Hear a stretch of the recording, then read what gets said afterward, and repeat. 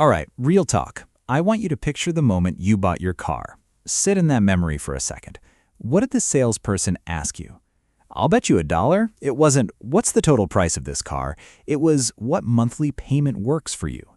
And that one tiny shift in the question, from what does this cost to what can you afford per month, is, in my opinion, one of the sneakiest ways the average American stays broke their entire life. Today we're talking about the EMI trap. EMI just means equated monthly installment. Basically, anytime you're paying for something in fixed monthly chunks instead of all at once. Car loans, furniture financing, those 4 easy payments of $19.99 ads, even some of these buy now, pay later apps. This video is for anyone who's ever felt like they make decent money, but somehow there's nothing left at the end of the month. By the end, you're going to understand exactly how this trap is built, why your brain falls for it every single time, and the framework I personally use to make sure I'm using monthly payments instead of monthly payments using me. Let's get into it. Here's the first layer of the trap, and it's the foundation everything else is built on. Once you start asking, can I afford the monthly payment, instead of can I afford this thing, you've already lost the game. Because almost anything is affordable if you stretch it out long enough. A $1,200 couch becomes just $40 a month. A $35,000 car becomes only $480 a month. Your brain processes $40 as basically nothing. That's like 2 coffees, so it says yes immediately. It never does the math on the whole picture. And this isn't an accident, by the way. I used to be a financial advisor, and I sat through training where literally the goal was to reframe price into payment, because payment framing converts way better. It's not evil, it's just sales psychology, and it works on smart people too. There's actual research on this. Behavioral economists call it payment depreciation. Basically, the further a payment is spread out over time, the smaller and less painful each individual hit feels, even though the total pain, the total dollars out of your pocket, hasn't changed at all. Let's do the math out loud, because I promised you numbers, and I'm a man of my word. Say you finance that $35,000 car over 72 months, 6 years, which, by the way, is now roughly the average new car loan term in the US at around 9% interest, which is close to what a lot of people with average credit are getting right now. You're not paying $35,000. You're paying closer to $42,000 to $43,000 by the time it's done.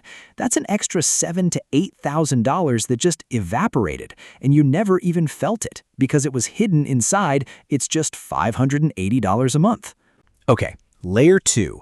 One EMI is manageable. The trap isn't really one payment, it's that they stack. Your brain treats each new monthly payment as an isolated decision in a vacuum. Can I afford an extra $60 a month for this phone? Sure, easy. Can I afford an extra $45 a month for this gym membership I'll use 4 times? Sure. Can I afford $200 a month for the car? Sure. Each one in isolation feels fine because you're comparing it to your whole paycheck, not to the payments you've already committed. This is basically how lifestyle inflation sneaks in wearing a disguise. But the EMI version of it is especially dangerous because it doesn't even feel like spending. It feels like budgeting because you've got a neat little number for it. Here's a relatable example. Let's pretend you're making $4,500 a month after tax. Pretty solid income for someone in their late 20s. You've got $380 for the car, $120 for the new laptop you financed, $90 for the couch, $60 for the phone, $40 for a mattress, and $200 a month going to 2 different buy now, pay later apps for stuff you genuinely don't remember buying.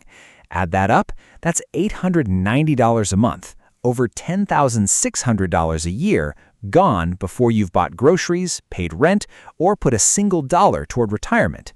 And almost none of it felt like a big decision in the moment. It felt like 5 small yeses. Layer 3, and this is the one that really gets me because it happened to a buddy of mine. He financed a $2,800 living room set, couch, coffee table, the whole thing, through one of those no interest if paid in full within 24 months store promotions. Sounds great, right? 0%.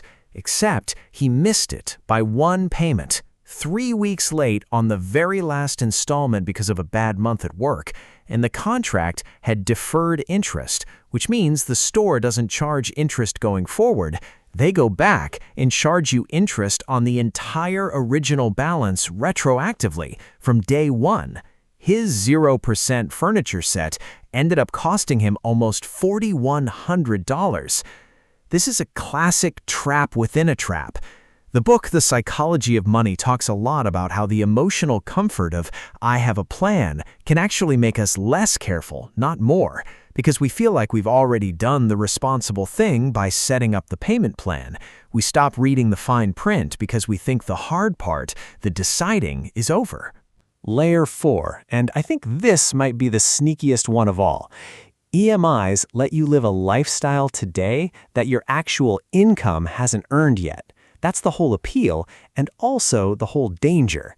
You can drive the car of someone who makes $90K while making $55K.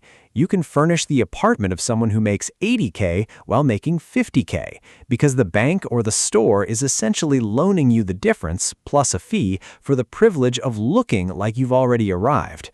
I remember being a little embarrassed about that as a kid, eating a plain steamed bun for lunch while other kids had Lunchables. But looking back now, that household never once stressed about a repo man or a collections call. And I genuinely think that financial calm is worth more than looking impressive for a couple years before the bill comes due. There's a concept I love from the Millionaire next door. Most actual millionaires in America don't look rich. They look ordinary because they've spent decades being boring with their money instead of financing the appearance of wealth. Meanwhile, I've got friends who make great money, genuinely great salaries, and they're stressed every single month because nearly all of it is already spoken for by payment plans on things they bought 18 months ago and have honestly stopped caring about. Okay, last one. And this is the actionable part, the part I actually want you to screenshot.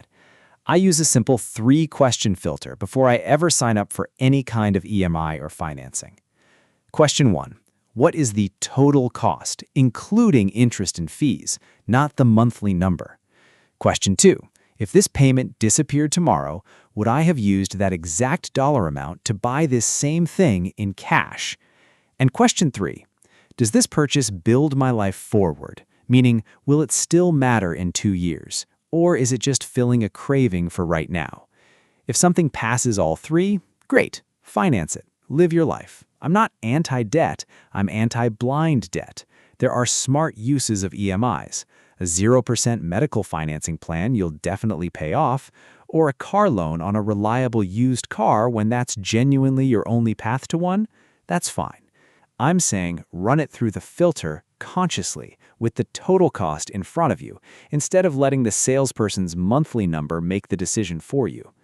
And remember the core idea that drives basically everything on this channel. Your savings rate matters more than your income.